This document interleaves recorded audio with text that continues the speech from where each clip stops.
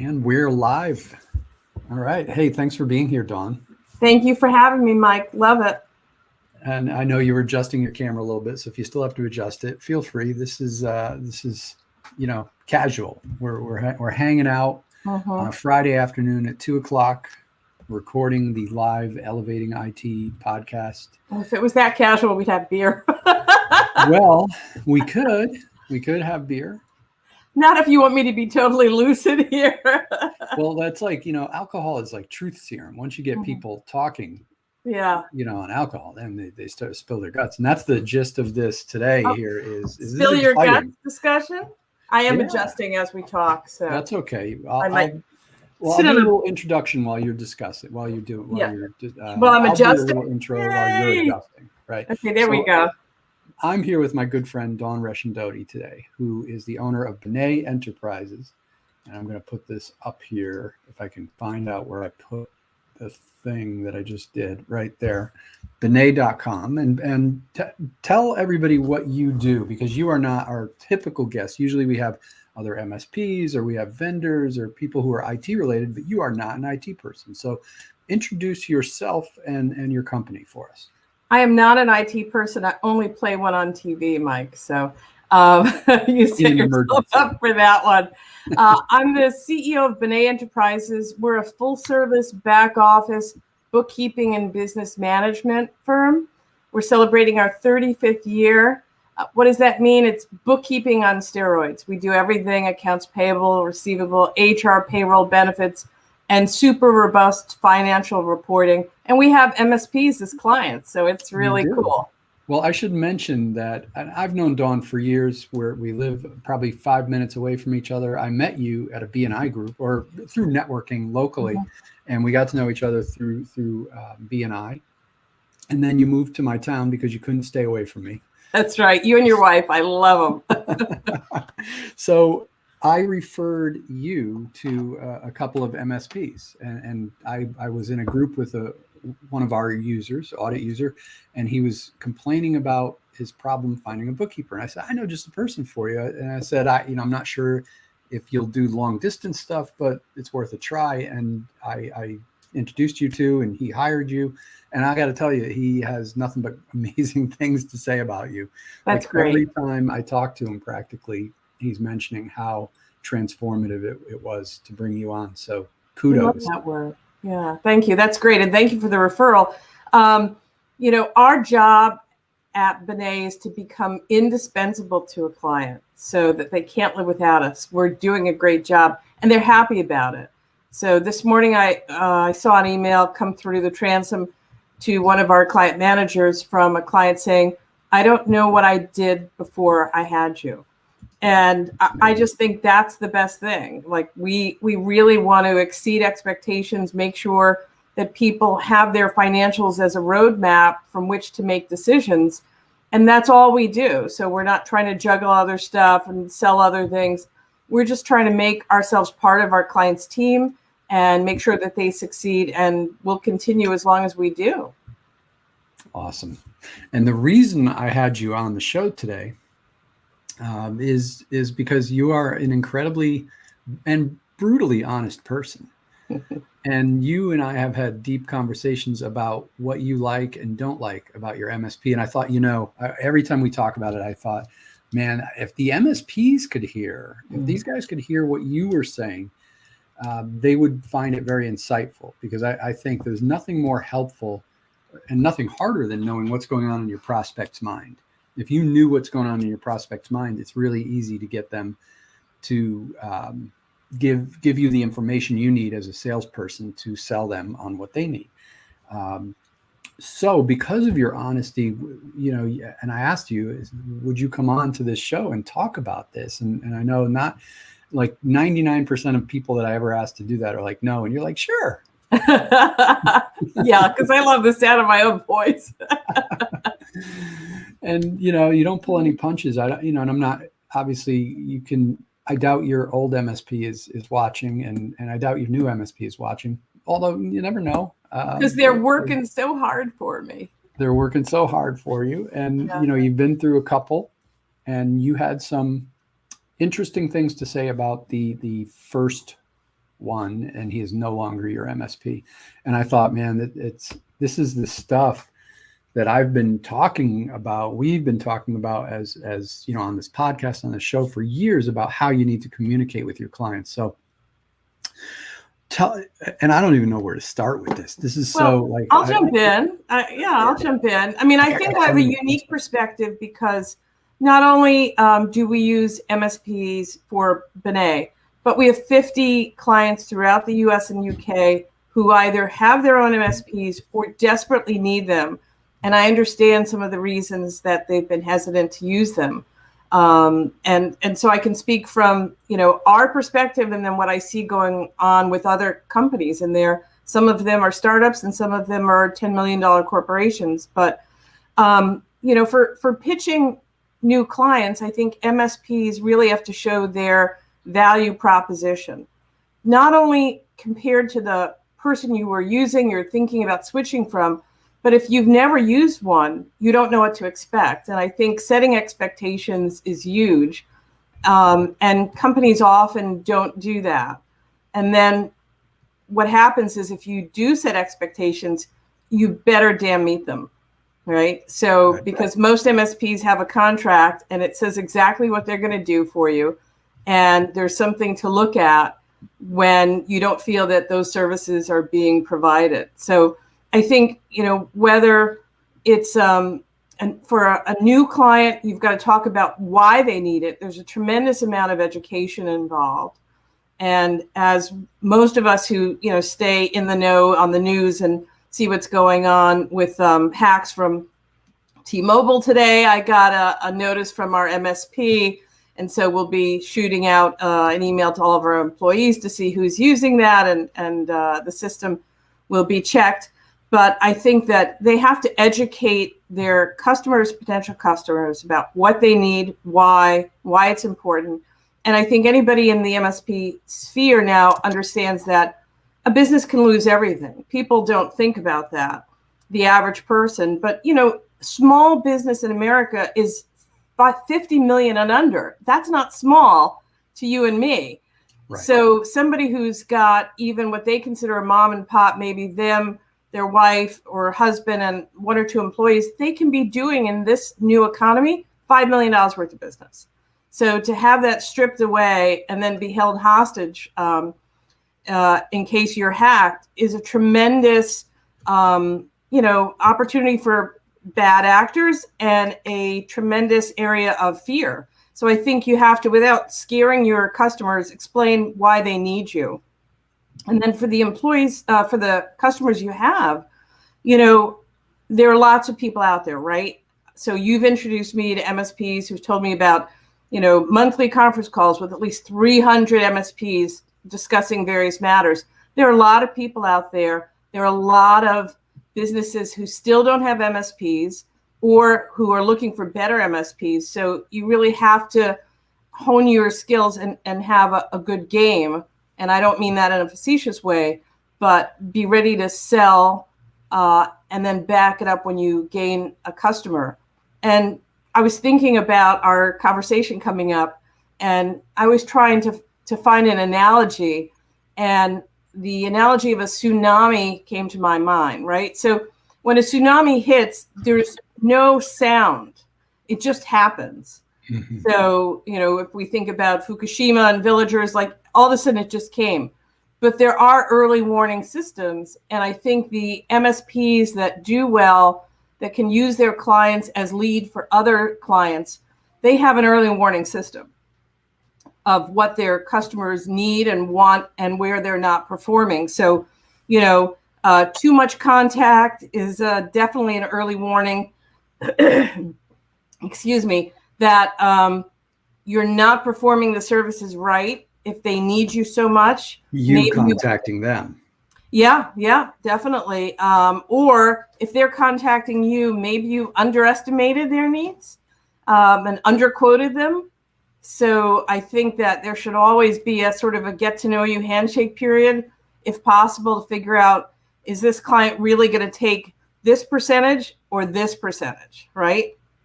So, right. And not enough contact is also worrisome. So why is your customer or your MSP not contacting you? So you and I have talked about the high touch, low touch, right?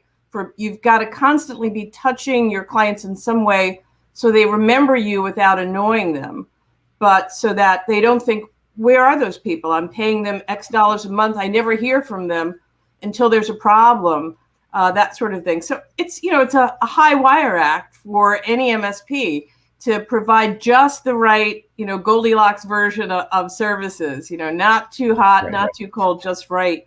And then obviously, the real early warning system is when your client says, can I have a copy of the contract? I can't find it. That's like when all the bells go off and you realize, okay, somebody else is out there pitching my client. And that's too late, right? If somebody wants to see their contract, it's too late. They've already probably, if they're willing to throw you to the curb for somebody else, you've done something wrong. So I think there's a lot of homework for MSPs to do, but the upside is that a great MSP should use every customer as their referral, right? As their referral base, as their lead generation. So like any other business. So if you're happy with them, you're going to talk to everyone you're going to recommend them.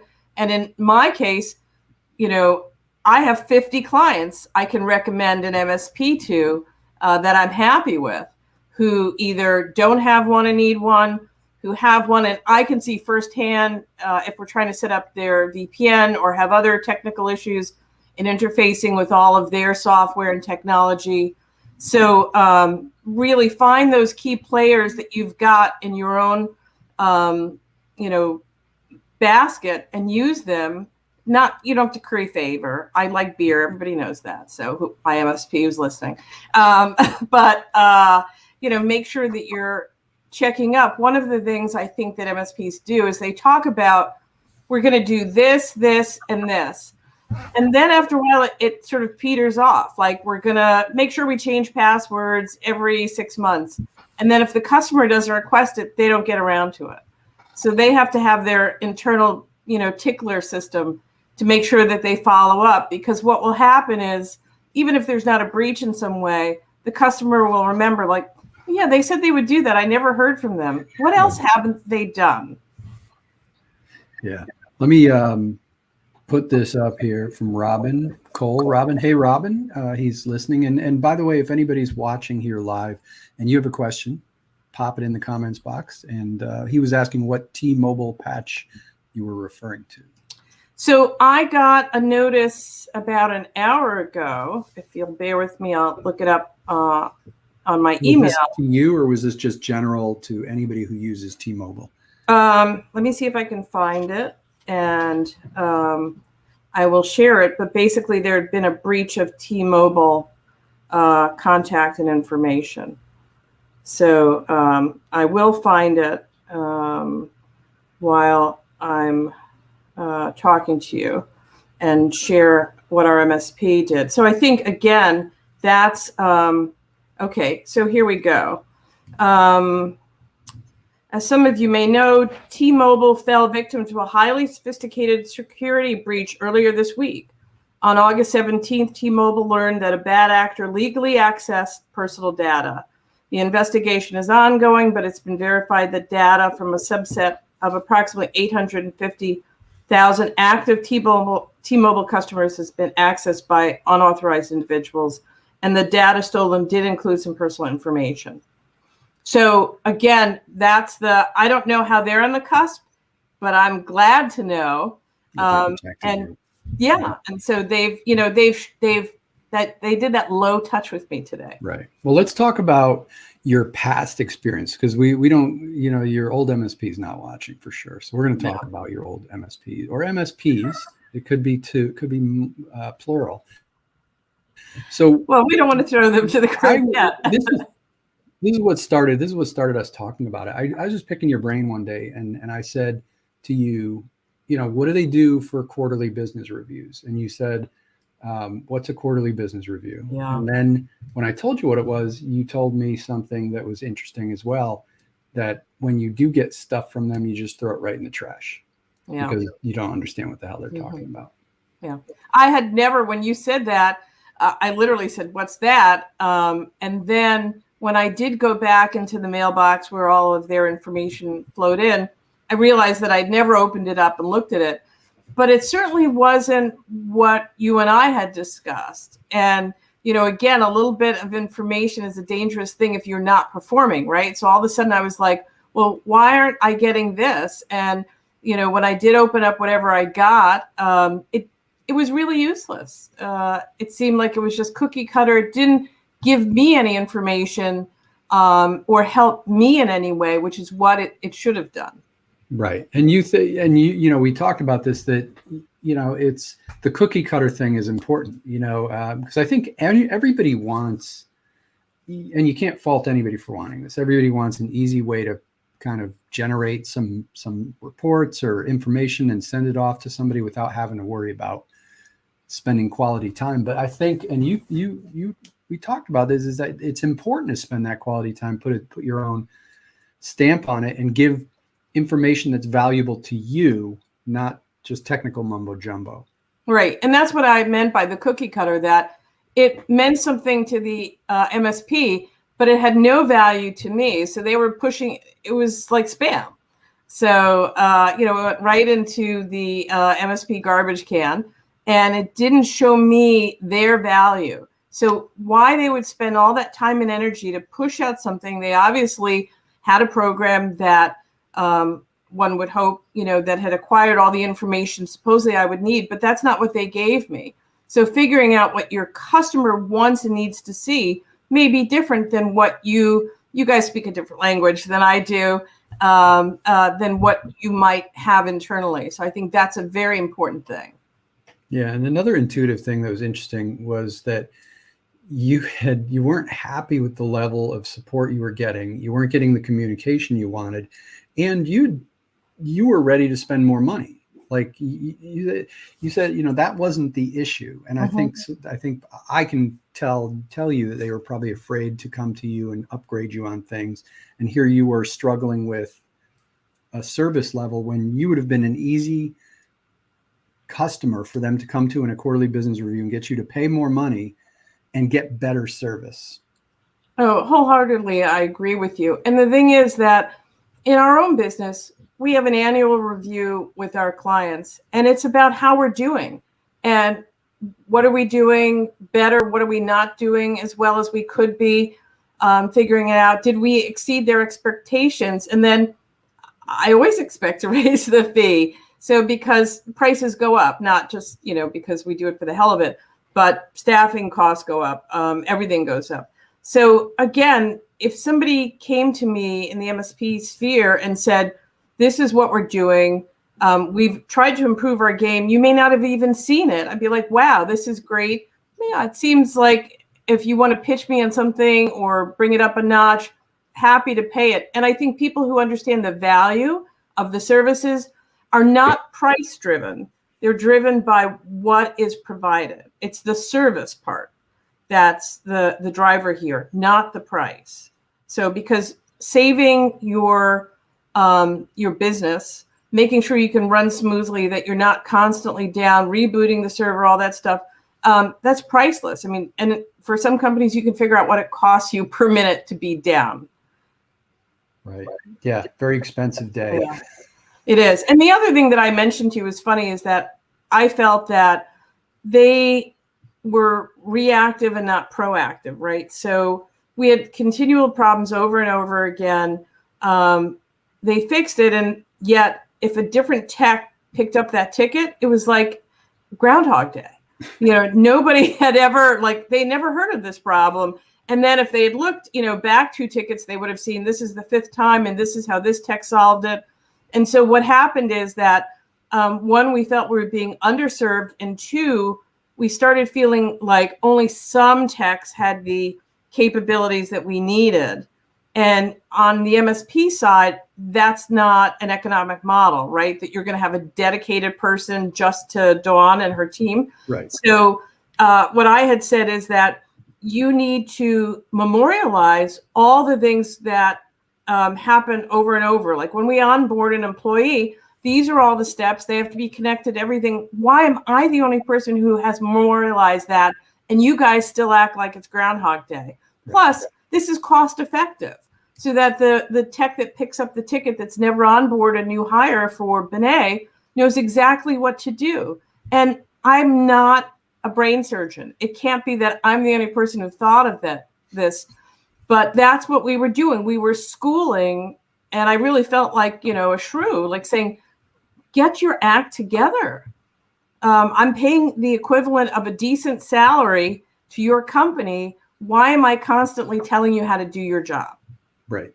And for those listening should know that Dawn wasn't like, this is a real MSP. This is a heavy duty program. She was paying quite a bit of money. This wasn't like, a tech support person, right? Like, or real inexpensive $50 a month help desk or something. Yeah. I mean, you were spending quite a bit of money, and it just floors me how their lack of communication and lack of ability to be, like you said, proactive cost them, you as a client, but also how easy it would have been for them to fix those problems and make more money in there for themselves, but also give you better service. So let's rewind back and forget about your current MSP, because I referred him to you, so I know how he got you. If pretend it's 2 years ago, 3 years ago, whatever, you're with the old MSP or one of your older MSPs. What could have a MSP who you've never met, wasn't referred to you, they maybe cold called you or met you at an event and started talking to you? What could they have said to you to get your attention? Well, what kind of reporting are you getting every month? And does it mean anything? Does it have any value to you? So, I mean, I think that I'm in a financial field where reporting is key. It's educational. It lets us understand our metrics, how we're doing. If somebody had said, here's a report and it's going to explain how you're doing and how we're doing at the same time, we're going to find a mutual common language to speak. How much is that worth to you? And that's tremendous, right? If you can answer questions every month before they're even asked, you take a lot of the bitching out of the equation. Yeah. So what I'm hearing you say, and I want to memorialize this for folks listening, either live or on the recording, is do a good business review, quarterly business review, whether it's quarterly, monthly, whatever. Do a good business review on your clients before some smart MSP comes in and does a business review on them as a prospect. Because that's what Dawn just said. If an MSP, I didn't pay Dawn to say that, I didn't coach her to say that this is what sparked this conversation, why I wanted to bring you on, is because I think it's important that people realize that doing a prospect that comes in, a prospective MSP who prospects you, could have just simply said, let me come in and report on, let me do a review for you of what your IT guy is doing and see how he's doing for you. Because that conversation, when we had that original conversation, that kind of unraveled things for him a little bit, because you started looking into it and going, man, he's killing me. All you need is someone to pull the thread, right? And then things start to unravel. And if you've got a good relationship, if you're being informative, if you're doing reporting, if you're showing value, nothing's going to happen. That's the wall there to keep, people from poaching your customer. But if you're not providing that information that you have and that they need, you're gonna, create the crack in the wall. So it's a self-fulfilling prophecy, and it's something that people can avoid. I mean, I know that, as to our point of exceeding expectations, the minute our clients' expectations dip down, that's an opportunity when somebody says, hey, I've got this great bookkeeping firm and, this and that. And they go, really? As opposed to them becoming our defender and saying, cannot be better than Benet. No way, right? They don't even want to hear about it. So because they're not looking, it's like when you're going steady, you're not meeting anybody else. It doesn't matter how hot they might seem to be. You know how great the person is that you've got. And so, we try and stay that hot. Yeah, and you do a great job. I'm gonna throw your link, your URL up here, and just remind people who I'm talking to. I'm talking to Dawn who is the CEO of Benet, that is a full service back office bookkeeping, and you do a amazing job. I mean, I've known lots of bookkeepers and lots of people who do what you do, and always very impressed with your work ethic and your commitment to your clients. So thank you. And our initial connection, BNI, has been huge source of business. And I think people have heard me talk about the level of sophisticated work that we provide. We're 17 people strong in Danbury and Portland, Maine, and with clients in every field from nonprofit, for-profit, tech, SaaS, everything. There's not much we haven't seen. So it's a lot of fun. And I think our work shows that with our clients. Yeah. Well, this has been a great conversation, Dawn. Thanks for sharing all this stuff. And let's see if we have any other comments here. Robin's asking, great question. What is the most important service the MSP provides to you? So, there's got to be two. So in this day and age, so one is keep us running, right? Keeping our network, cloud, everything up. Two is keeping us secure. And I think it's 50-50 these days when you hear about all the hacks and breaches, security breaches, that those go hand in hand. One cannot be ahead of the other. We've got to stay up and running securely.